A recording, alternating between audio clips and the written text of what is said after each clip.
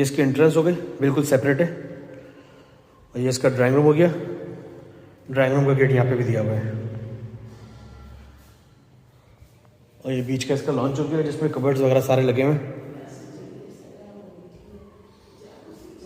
एक बेडरूम ये हो गया अटैच बाथ के साथ।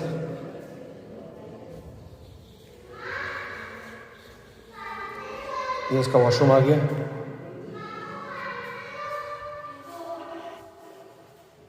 इधर वेंटिलेशन के लिए खिड़की भी दी हुई है। एक बेडरूम ये हो गया इसका अटैच बाथ के साथ और वॉशिंग एरिया के साथ। इसमें कमोड और WC दोनों है। और ये इसका वॉशिंग एरिया हो गया जिसमें कबर्ड्स वगैरह लगे हुए हैं।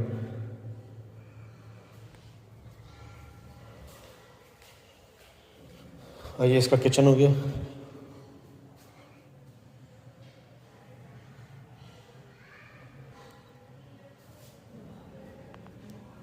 वेंटिलेशन के लिए विंडो भी दी हुई है।